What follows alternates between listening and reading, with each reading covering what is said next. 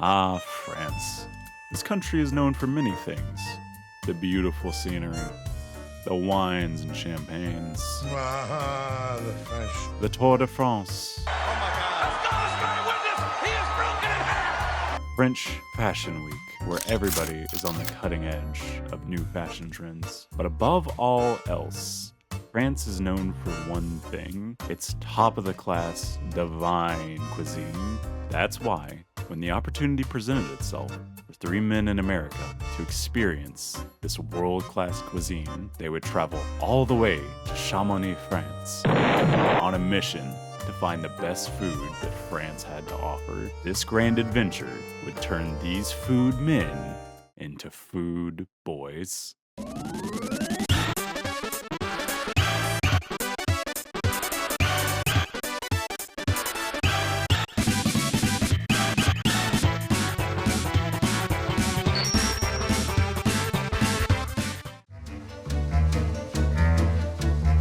We had finally made it to France, and we were excited to hit the ground running. So naturally, we gathered everyone up to see what culinary delights France had to offer. And what better way to start the trip than with friends, a few drinks, and of course, the dreaded escargot, a staple of France cuisine. These little greenies aren't as bad as you might think. They kind of remind me of mushrooms in an evil sort of way. Despite looking like a couple of snot balls on a plate, they were packed with meat-like flavor and was considerably safer to try them in the town rather than the airport. The food boys weren't the only ones who wanted to walk this snail trail. Everyone had to get a taste of this savory, slimy delight. Actually, that's actually pretty good. What? I'm not lying. Oh, that's a oh my god.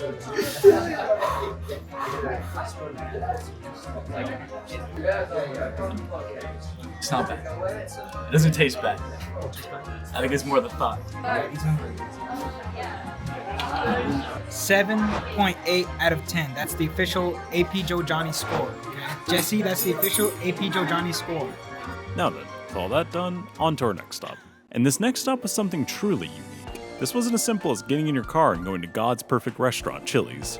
We had to get into a cable car and ascend nearly 8,000 feet up to Plan de l'Aiguille, which held our next delectable stop. But first things first, we gotta hike.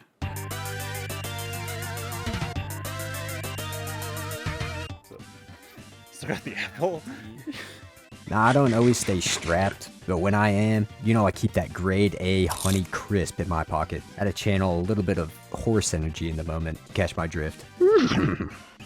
Now that we had burned around 20 million calories, give or take, from that hike, we were incredibly famished and ready for our next meal. I'm about hungry as hell. This Mountainside restaurant was the perfect place to grab some lunch. We each got some absolutely delectable paninis, and were even joined by some very polite locals for lunch. They were quite friendly.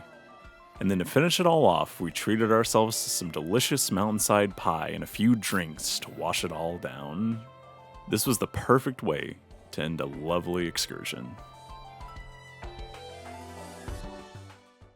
Later that night, we were wondering what should be the next stop on our grand adventure throughout Chamonix's culinary scene. And after a very deliberate selection process, we decided on Muma, an Asian fusion restaurant. The atmosphere of this place was top-notch. It really felt like we had entered a place that was only fit for the Anthony Bourdains of the world. We were told it was traditional to order 2 menu items at this restaurant, and poverty be damned, I wasn't about to let the fact that I was poor stop me from munching on some delectable grub. Most of the table decided to order this steak and teriyaki plate that really was just delicious steak tacos in disguise. And I got this saucy beauty, a chicken barbecue type dish with a side of tofu. But all of that pales in comparison to these.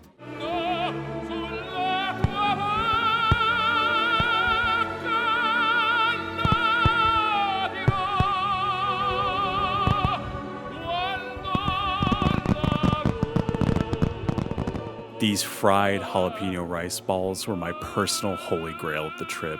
They should have sent a poet, because I truly do not have the proper words to describe the joy I felt when I ate these. Oh yeah, and then we also had this liquid cheesecake that was really good too. It was amazing. That's one of the best meals I've had in my whole life. So 10 out of 10. It's day 2, but I do think this is one of the best things that we're going to have while we're here. That was like phenomenal. Hi, I'm Bree. I'm the guest star, and that's the best meal I've had today, and I'm shocked that's only day 2. Day 2, and it's not going to get much better than this. Legitimately the best meal I've ever had. Not exaggerating. That's all I have to say. 9.8 out of 10. Eating at Mumo was an incredible way to end the night, but we were exhausted from eating all day. So we went back to our hotel to get a healthy 4 hours of sleep before tomorrow's stops.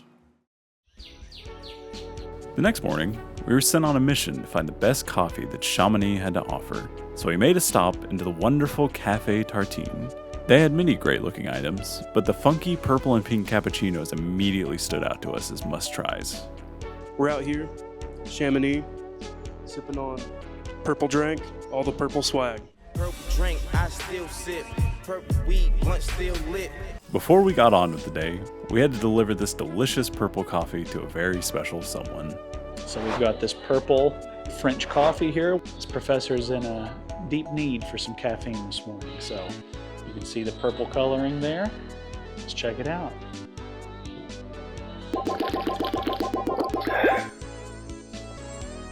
That's hitting just right. Yeah, that's hitting just right. That'll do just fine. After successfully reviving our professor and running a couple of errands, the food boys were ready to eat.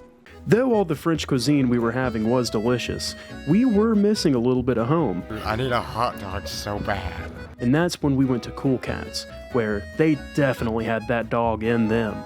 I got what was called the Lisa Special, and with that one you were able to choose whatever dog you wanted in it. So I got chorizo, and it was great. It had crispy onions, the house sauce, and I paired that with a limoncello beer, which I swear is one of the best beers I've had in my life. Despite the look of horror on my face, I was not surprised to see Aiden unhinge his jaw to take down this dog.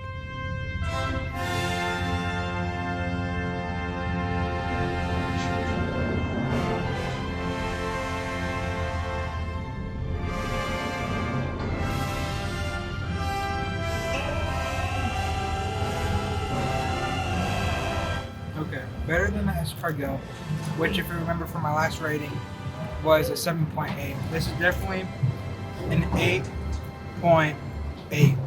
I had never seen something so incredible in my life. Now, even though Cool Cats was great, we wanted something a bit more refined for our late night dining session. This was La Klesh, a traditional French restaurant with a very overwhelming smell of what seemed to be goat? I don't know, we could never quite peg it down. And as a payment for saving his life earlier, we even got Jesse to come with us, as well as a couple of others who couldn't wait to eat in the corner of an odd-smelling restaurant. Cheers, everyone.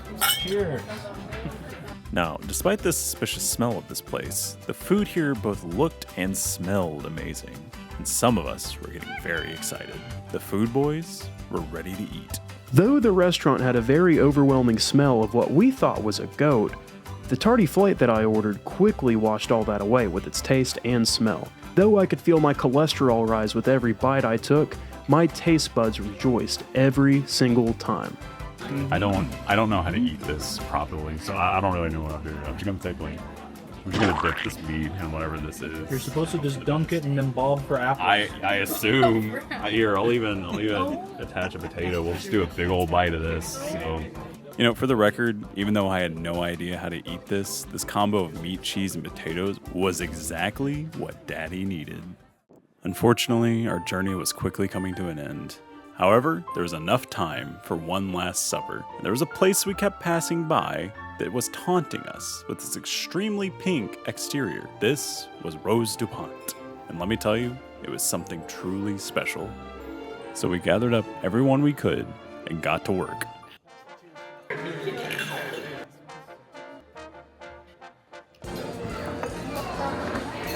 What do you say? Merci beaucoup. We have to do our... Ooh, it's skewered big time. What do you think about this one? No? That's a blackberry. It reminds me of home. The energy here was immaculate. The food, the service, the atmosphere, even the bathrooms were top-notch. Things were going great, but we were here for one thing, the food. So what did everyone think? This is shrimp. Yeah. Lobster. This is lobster pasta. It's very good. But like everything in France, I wish it was just a little bit bigger, to be honest. Introducing Brie Leach. 2 times zoom and in our face. Okay. I got pasta with bacon, and it's really, really, really good. Tell us about what you got. Got the spicy pasta. Okay, let me see it. Some cheese. Little greens in there. Is the cheese blob actually good? Because it kind of doesn't look good. It actually is good. I was having this absolutely delicious stuffed potato. Oh, that looks so good. Oh my god, that looks so good. And let me tell you, it was so good. This looks so good. It's time to lock in. It's time to be 110% serious. That is the best meal I had in Chamonix. Was the perfect way to book in the trip. I want what he's having. Yeah. Waiter. Ruse DuPont was amazing. We couldn't have asked for a better way to end our trip. And so, our trip through France's culinary scene had come to an end.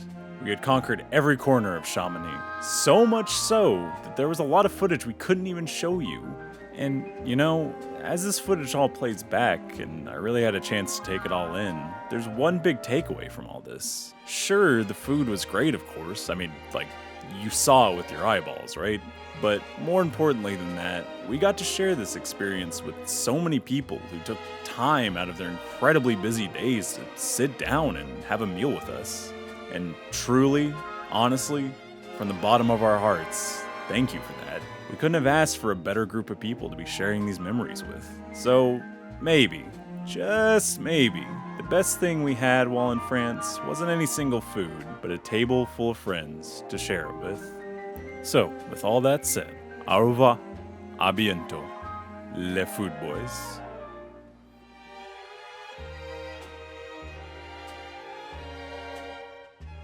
I think it's going great. So far, so good. So far, so great. Talk to me in 8 hours.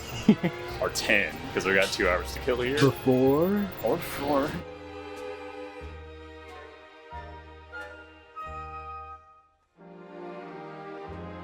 This guy's literally eating cores of apples here. Oh my god. No!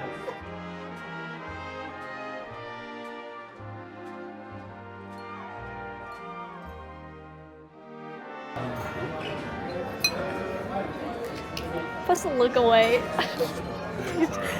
You narcissistic.